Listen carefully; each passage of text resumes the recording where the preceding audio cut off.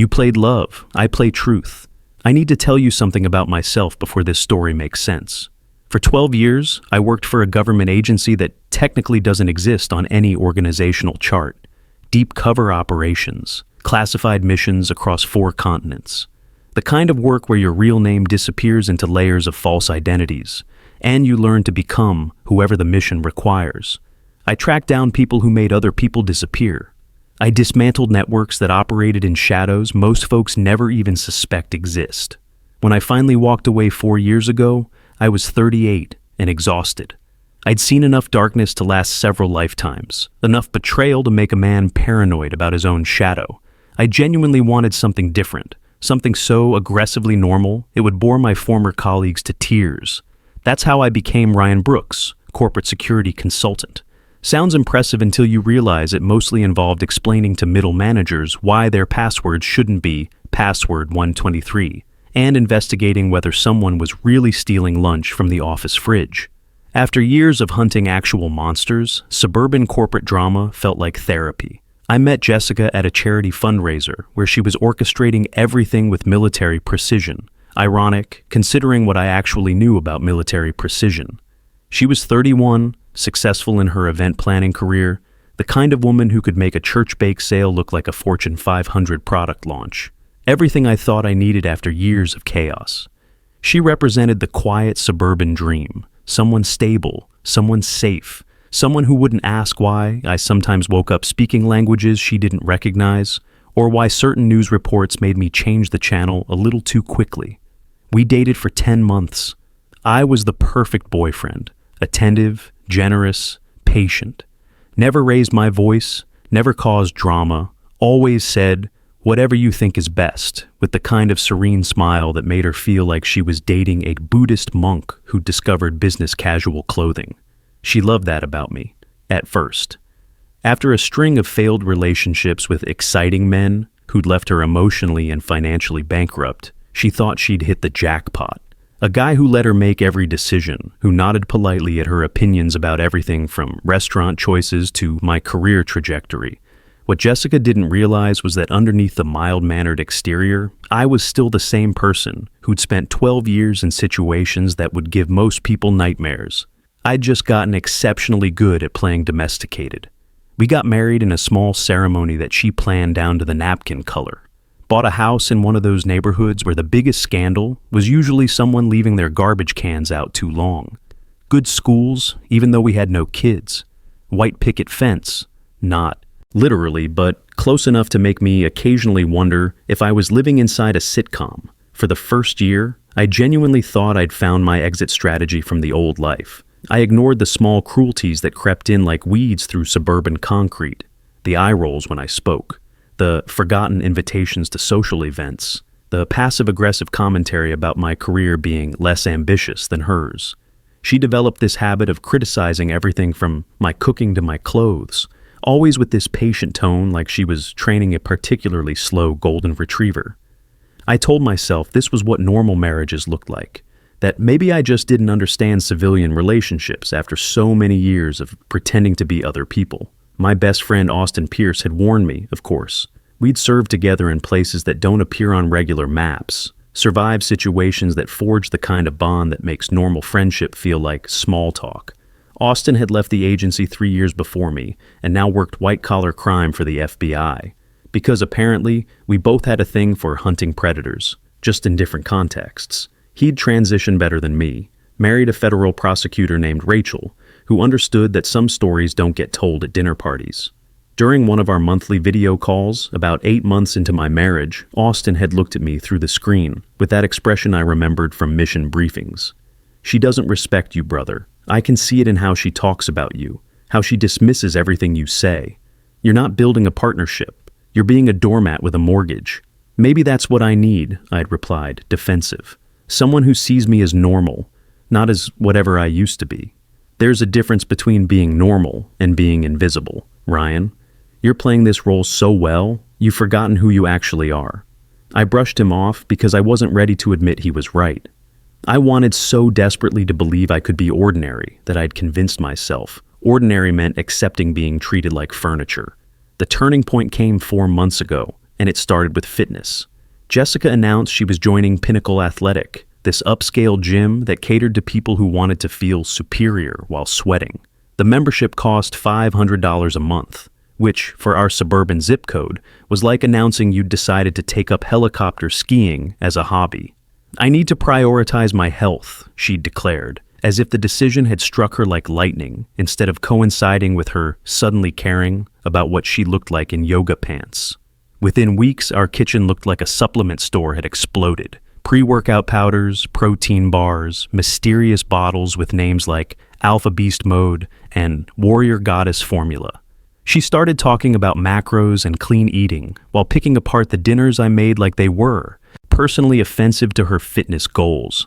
Then came the clothes. Designer workout gear that cost more than most people's monthly car payments. Lululemon everything. She'd model these outfits in our bedroom mirror like she was preparing for a fitness magazine photo shoot, not a Tuesday morning spin class. Her phone suddenly acquired a password, the first red flag that would have sent my old instincts into overdrive if I hadn't been so committed to playing the oblivious husband. She started staying late for networking sessions and coming home smelling like expensive cologne that definitely wasn't mine. Classic signs of infidelity, the kind my training had taught me to spot from across a crowded room. But instead of confronting her, I did what I'd learned in 12 years of intelligence work. I watched, I waited, I documented everything.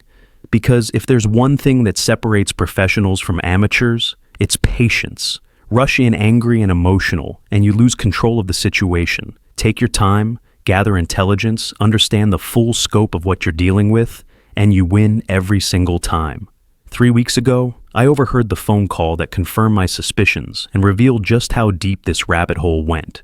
Jessica was in the garage, thinking I was upstairs in the shower, but I'd come back down to grab my phone charger. Her voice drifted through the door, completely different than I'd ever heard it. Younger, breathless, alive, in a way it never was with me. "I can't wait either, baby. Just a little longer. He's so pathetic. He won't even see it coming. My lawyer says I'll get the house. And with your business income, alimony will set us up perfectly. Chad, I love you so much. Soon we won't have to hide anymore. Chad." I ran a background check that night using resources and databases I'd sworn I'd never access again. Funny how retirement doesn't actually delete your access codes when you know the right people to ask the right favors from. Chad Williams, 34 years old, head personal trainer at Pinnacle Athletic. But that was just his day job. The legitimate front for what was actually a sophisticated financial predation operation that made my old intelligence targets look like amateur hour. His real business was Alpha Peak Nutrition, a pyramid scheme that would have impressed the criminal masterminds I used to track across international borders. The setup was elegant in its simplicity. Identify wealthy, unhappy housewives at upscale gyms, seduce them emotionally and physically, then pitch them on becoming regional distributors for his revolutionary supplement line. He had over 200 trainers in his network across 8 states, all following the same playbook. Find the marks, earn their trust, make them feel special, then drain their bank accounts while promising them a business partnership in the next big health revolution. The operation was pulling in around $2.8 million annually, and Chad was smart enough to keep his hands technically clean. His partner, Dr. Monica Rodriguez, provided the medical legitimacy, a sports medicine doctor who'd been buying fake endorsements and writing fraudulent research papers to support their product claims. Together, they'd built something that the FBI hadn't even begun to investigate yet, which was about to change because I know exactly how to point the right people in the right direction. But first, I wanted to understand just how stupid my wife thought I was. The next few weeks were like watching a slow-motion car crash starring someone who used to share my bed. Jessica's behavior became increasingly brazen. Longer training sessions, mysterious phone calls she'd take in the bathroom, new lingerie that appeared in her drawer despite our joint bank account showing no Victoria's Secret purchases. She started talking about Chad constantly, always in this breathless way like she was discussing a celebrity crush instead of her personal trainer. Chad says I have incredible potential. Chad thinks I should consider competing. Chad believes I could be a fitness influencer. Chad apparently had opinions about everything from her protein intake to her life goals. What Chad didn't have, according to the financial records I'd pulled, was 2 nickels to rub together. The guy was leveraged on 6 different properties, leasing that silver Porsche that looked so impressive in our driveway, and about 1 bad quarter away from bankruptcy court. But Jessica didn't know that, and neither did the dozens of other women who thought they were special, thought they were the only one, thought Chad saw something unique in them that their boring husbands had missed. I could have confronted her right then. Could have laid out the financial records, the surveillance photos, the evidence of Chad's previous victims. Could have shown her the pattern, how he'd done this exact same routine with at least 17 other women over the past 3 years. How each one had believed she was different. How each one had lost everything when Chad moved on to his next target. Instead, I did what 12 years of intelligence work had taught me. I let them think they were winning. Last Thursday night started like any other evening in our suburban theater of domestic dysfunction. I made dinner, grilled chicken with roasted vegetables, following a recipe I'd found online that promised restaurant-quality results in your own kitchen. It delivered neither restaurant-quality nor edible results, but Jessica had stopped pretending to appreciate my cooking months ago anyway. She picked at the food like it had personally insulted her ancestors, checking her phone every 30 seconds with the kind of barely contained energy that usually precedes either explosive arguments or spontaneous confession. "This is too dry," she announced after 2 ceremonial bites, pushing the plate away with the dramatic flair of someone auditioning for a dinner theater production of Ungrateful Wife, the musical. "I followed the recipe exactly," I replied, keeping my voice neutral and pleasant. "Well, maybe you're just not good at cooking. You're not good at a lot of things." She stood up abruptly, her chair scraping against the floor like nails on a chalkboard. "I'm going out. Don't wait up." "It's Thursday night. Where are you going?" Her eyes flashed with something that looked like contempt, mixed with barely restrained excitement. "Since when do I need your permission? God, you're so clingy. I can't even breathe in this house without you questioning every single thing I do." She left in a cloud of expensive perfume, the kind that probably costs more per ounce than most people spend on groceries. I sat alone at our dining room table, surrounded by untouched food and the lingering scent of lies, and pulled out my laptop. Time to add a few more pieces to the puzzle I'd been assembling. Chad Williams had enemies, lots of them. Women he'd scammed out of their life savings. Business partners he'd cheated. A particularly motivated victim named Sarah Thompson, who'd lost $50,000 and was now working with a law firm to build a class action case. These were people who would be very, very interested in what I was about to do. People who had their own scores to settle and their own reasons to want Chad Williams to face real consequences for once in his charmed, predatory life. Jessica came home at 2 a.m, reeking of wine and that same expensive cologne. She stumbled past me without a word, didn't even bother with the pretense of an excuse or explanation. I just added another data point to my mental ledger, another entry in the file I was building for what would inevitably become a very unpleasant conversation with lawyers. But last night was when Jessica made the mistake that would end her comfortable suburban fantasy forever. When she overplayed her hand so spectacularly that I almost felt sorry for her. Almost. She came home early, around 6 p.m, face flushed with the kind of anticipation usually reserved for Christmas morning or lottery drawings. She disappeared into our bathroom for over an hour, using every expensive beauty product she had accumulated over the past few months. I could hear the hairdryer running, the cabinet doors opening and closing, the sound of someone preparing for what they clearly considered a life-changing evening. When she emerged, she was wearing the red dress I'd bought her for our 2nd anniversary, the same anniversary dinner where she'd complained about the restaurant being trying too hard and the wine being pretentious. She'd spent another hour on her makeup and hair, creating the kind of perfection that takes significant effort to appear effortless. Then she walked into our living room, where I was reading a book on corporate fraud prevention, somewhat ironic in retrospect, and delivered the words that would seal her fate with surgical precision. "You know Chad from the gym? We need to talk about him." She paused, straightening her shoulders like she was about to deliver a prepared speech. "You're sleeping in the garage tonight. My real boyfriend is coming over." I looked up from my book slowly, taking in the full picture. There she stood in our doorway, wearing that red dress like armor, her makeup perfect enough for a magazine cover, delivering an ultimatum with the casual confidence of someone who'd never encountered real consequences in her entire privileged life. "Excuse me?" You heard me.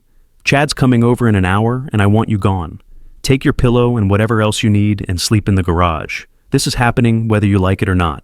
She said it with such breathtaking cruelty, such absolute certainty, that I was too weak and pathetic to do anything but comply, that for a moment I almost admired the sheer audacity. This wasn't just infidelity. This was a calculated humiliation designed to break whatever remained of my dignity. She was testing me, pushing to see exactly how spineless she believed I was. Probably planning to use my reaction as evidence in divorce proceedings she'd already started planning with her lawyer friend. Poor Jessica, married to such an emotionally unstable man. She'd been so afraid of how he might react to her finding happiness with someone else. "Jessica, don't Jessica me," she cut in, stepping closer with the kind of aggressive confidence that comes from believing you hold all the cards. "This marriage has been dead for over a year. We both know it. The only difference is I found someone who actually excites me, who actually has ambition and passion and plans for the future." Her lip curled with pure contempt. "Someone who isn't content being a nobody working from a home office, going nowhere in life. You're like a piece of furniture, Ryan. I don't even notice you anymore. You're just there, taking up space, collecting dust." She wasn't finished. "Brandon makes me feel alive again.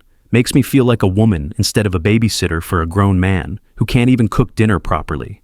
You really thought you could keep me? You're boring, Ryan. You've always been boring." There were 1,000 things I could have said in that moment. I could have told her about the offshore accounts she thought were so secret, the ones Chad had been using to funnel money from his supplement victims. I could have mentioned that I knew about his 3 other girlfriends, all married women, all being fed identical lies about starting new lives together. I could have explained exactly who and what I used to be, just to watch the color drain from her face and see that contempt transform into the kind of fear that comes from realizing you've been playing chess with someone who's been 10 moves ahead the entire time. Instead, I stood up slowly, carefully marking my place in the book, and picked up my keys from the coffee table.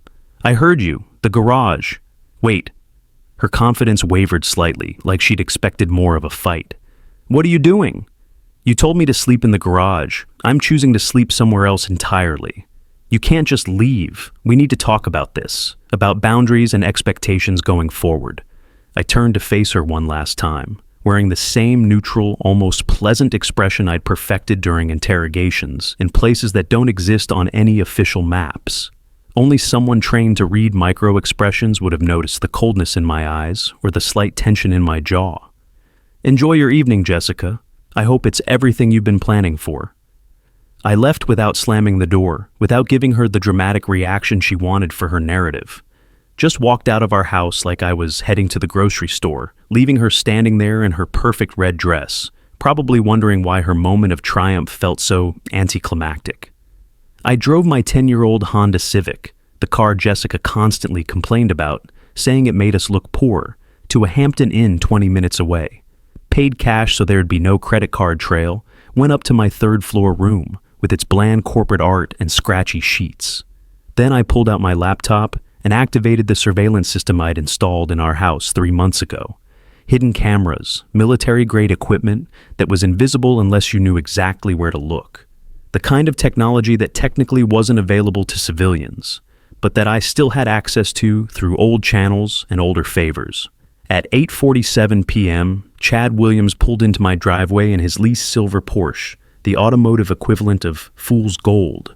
He climbed out wearing the kind of tight-fitting shirt that screamed, "I bench press my insecurities," and strutted to my front door like he owned the place. Jessica met him with the enthusiasm of a teenager sneaking out past curfew. They kissed like the world was ending, all hands and desperate groping, and the kind of passion that looks impressive until you realize it's performed entirely for an audience of security cameras. Chad picked her up and carried her inside, kicking the door shut with his foot in a move that probably seemed romantic instead of the cliché it actually was. I didn't watch what happened in the bedroom. I'm not a masochist, and I didn't need visual confirmation of what I already knew. Instead, I opened a different window on my laptop and made a call to Austin Pierce. "Morning, brother." His calm voice came through at exactly 11:30 p.m. Because Austin had never met a normal sleep schedule he couldn't ignore when work called. "Got your message. I'm in. You sure about this? It could get messy." You saved my life in Kandahar when that building collapsed, he said, and I could hear him already pulling files in the background. You think I'm letting you handle this alone? Besides, I've been waiting 4 years for you to stop pretending you're someone smaller than you are. What do you need? For the next 20 minutes, I laid out everything. Chad's supplement empire, the pyramid scheme targeting wealthy housewives, Dr. Rodriguez's fake medical endorsements, the offshore accounts, the estimated $2.8 million in fraud across 8 states. Austin listened without interrupting, occasionally asking for specific details about financial structures or victim patterns. This isn't just personal revenge, he said when I finished. This is a legitimate federal case waiting to happen. Wire fraud, racketeering, conspiracy. We can bury this guy so deep he'll need archaeology equipment to see sunlight again. That's the idea. I'll coordinate with the Bureau's Financial Crimes Unit. We've been looking for a way into these fitness industry scams. Your boy Chad just became our golden ticket. While Austin worked his federal contacts, I dove deeper into Chad's world. The money trails painted a picture of sophisticated criminality wrapped in protein powder and false promises. His Alpha Peak Nutrition wasn't just selling overpriced supplements. It was selling dreams to desperate women who thought they had found someone who finally understood their potential. The recruitment process was methodical. Chad and his network of trainers would identify targets at upscale gyms, women with money, unhappy marriages, and enough free time to attend endless networking sessions that were actually indoctrination seminars. They'd study their marks, learn their weaknesses, their dreams, their financial situations. Then came the seduction. Not just physical, though that was certainly part of it, but emotional and psychological. These women were told they were special, that they had been chosen, that they could be part of something revolutionary. They were love-bombed with attention and affection they weren't getting at home, then gradually introduced to the business opportunity that would change their lives. By the time the financial manipulation began, the victims were so emotionally invested they couldn't see the scam for what it was. They'd mortgage their homes, drain their savings, max out credit cards, all for the chance to be part of Chad's inner circle, to prove they were worthy of his attention and respect. Jessica was just the latest mark, though she thought she was different. They always thought they were different. At 11:30 that night, my phone started buzzing with texts. Jessica's panic unfolding in real time across my screen like a live-action psychological thriller. Where are you? Daniel, answer me. This is childish. We need to discuss what happened like adults. You can't just disappear. We have things we need to resolve. I'm calling the police if you don't respond. I'm worried something happened to you.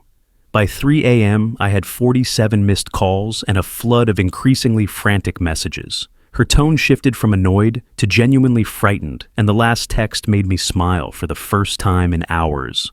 Please come back. Chad saw something on your computer, Googled your name, and left in a panic. Started yelling about you being dangerous. Who are you really? Earlier that evening, before Jessica had told me to sleep in the garage, I'd already set that particular trap. I'd called in an old favor from a man who still owed me for saving his life during a job in Istanbul, asking him to make sure that anyone searching Ryan Brooks online would find exactly what I wanted them to see. Nothing too sensitive. I wasn't trying to bring official heat from my old agency, but enough to make any reasonable person think twice about crossing me. A few military records under my old cover identity showing me as a Marine Force recon operator, some redacted reports from classified missions, with just enough left visible to sound terrifying. Phrases like high-value target neutralized and operations in hostile territory. A single photograph from the Middle East showing me in full combat gear, half my face hidden, standing over a subdued hostile with a rifle in hand. And a newspaper piece from 8 years back mentioning a government operative known only as Brooks who'd stopped a terrorist attack by eliminating an entire cell before they could strike. The article had been scrubbed from official databases long ago, but I'd made sure it could still be found with the right search terms. Chad had looked up his Mark's husband before climbing into bed with another man's wife, probably standard operating procedure for someone in his line of work, and what he found had scared him badly enough to abandon whatever he'd been planning for the evening. I picked up my phone and sent Jessica one short text. I'm at the Hampton Inn on Route 9, room 314. Don't call me tonight. We'll talk tomorrow. Then I shut off the phone and got to work. The next morning, I woke at 5 a.m. Old habits from a previous life that served me well in this one. I ran 5 miles on the hotel treadmill, showered, and sat in the lobby by 7 with cheap coffee and a burner phone. I'd activated under a name that wouldn't appear on any official records. Austin called at 7:15 sharp. "We're rolling," he said without preamble. "FBI Financial Crimes is officially interested. We've got preliminary approval for surveillance, asset tracking, the works. They want to move fast before Chad gets spooked and disappears. What do you need from me?" "Everything you've got. Financial records, victim testimonies, pattern analysis." "And Ryan?" He paused. "They want you as a confidential informant. Your background gives you credibility they can't buy." I smiled at that. After 4 years of pretending to be harmless, it felt good to be useful again. Within 72 hours, everything moved with the kind of precision that only comes from having federal resources and a personal vendetta working in perfect harmony.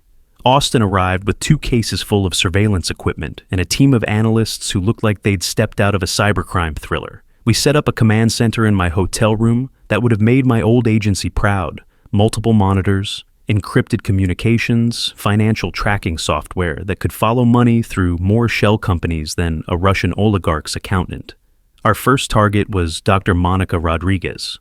Austin and I paid her a visit at her sports medicine clinic, presenting ourselves as federal agents investigating Medicare fraud. She took one look at Austin's credentials and the evidence files we'd prepared and folded faster than a house of cards in a hurricane.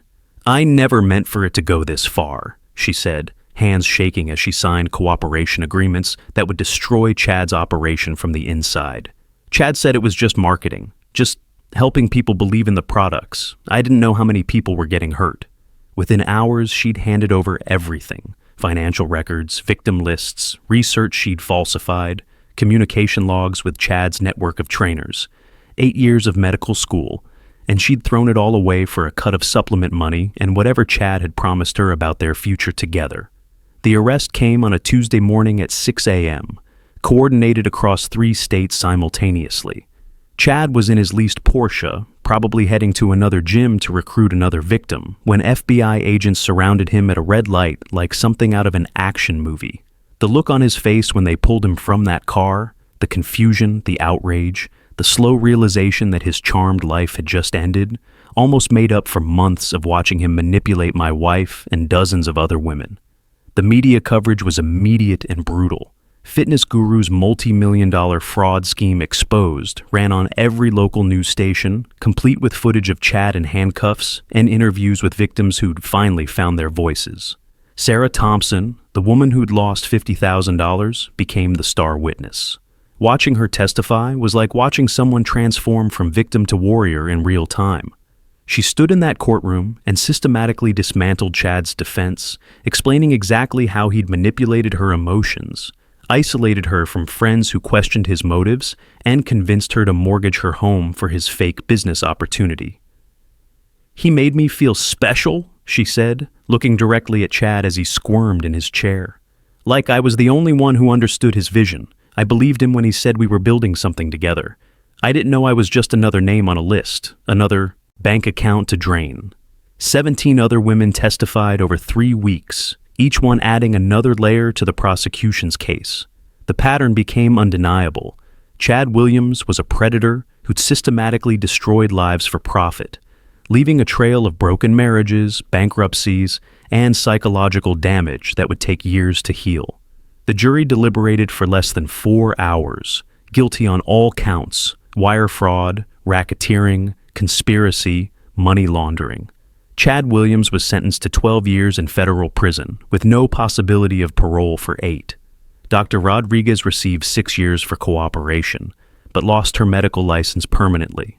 Together, they were ordered to pay $2.8 million in restitution to their victims, money that federal investigators had already located and frozen in offshore accounts that Chad thought were untouchable. Jessica signed our divorce papers 3 days before Chad's sentencing. The meeting at our lawyer's office was brief and professional. She looked like she'd aged 5 years in 5 months, wearing no makeup and clothes that suggested she'd stopped caring about appearances entirely. "I didn't know how deep it went," she whispered as we finalized the paperwork that would officially end our marriage. I thought Chad was just a successful businessman. I didn't know about the other women, the scam, any of it. You didn't want to know, I replied, not unkindly. There's a difference. I'm sorry, Ryan. I was stupid and selfish. I ruined everything good we had. We both failed, I said, signing the final page. I was pretending to be someone else, and you wanted to control someone who didn't exist. It was doomed from the start. The difference is, you lost everything. I just lost the illusion that I could be ordinary. She moved back in with her mother after that, leaving almost everything behind. The house, the furniture, the life we'd built together. All of it abandoned like evidence of a crime she wanted to forget. It took 6 months to clean up the aftermath completely. I worked with federal agents to trace every dollar, identify every victim, document every lie Chad's organization had told. In the end, 91% of the stolen money was recovered and returned to the women who'd lost everything believing in promises that were never meant to be kept. I sold our suburban dream house and bought a downtown loft with exposed brick walls and floor-to-ceiling windows. Honest architecture that didn't pretend to be anything other than what it was. Austin and I launched Pierce & Brooks Security, specializing in fraud prevention and victim advocacy. We help people who've been targeted by predators, sometimes for free, always making sure justice gets served properly. 6 months later, I spoke at a federal law enforcement conference about financial fraud and psychological manipulation. Standing in front of hundreds of agents, prosecutors, and investigators, I shared the story of how I'd gone from victim to prosecutor's star witness. Predators succeed because they isolate their victims, I told them. They make people feel ashamed, alone, like they're the only ones foolish enough to fall for the lies. Break that isolation, connect the victims, and they start to see the pattern. That's how you build cases that stick. The standing ovation felt better than any commendation I'd ever received in my previous career. Now, I teach self-defense twice a week at a community center and volunteer with financial literacy programs, helping people recognize and avoid the warning signs that I'd ignored in my own marriage. I adopted a German Shepherd named Echo, who doesn't judge my past and appreciates my cooking exactly as much as it deserves. About 18 months after our divorce became final, Jessica sent me a message. I saw the news about your company. I'm proud of you for helping people. I deleted it without responding. Some conversations end when they end. When people ask if I regret any of it, I tell them the truth. Jessica telling me to sleep in the garage while her boyfriend came over was the best thing that ever happened to me. It forced me to stop pretending to be less than I was and showed me exactly what I was capable of when someone pushed too far. I'm not that quiet, accommodating man anymore who stayed small to keep the peace. I don't hide what I can do or apologize for who I've been. I help people who need help. I hunt predators who prey on the vulnerable, and I sleep better than I have in years. I'm Ryan Brooks, and I'm exactly who I'm supposed to be.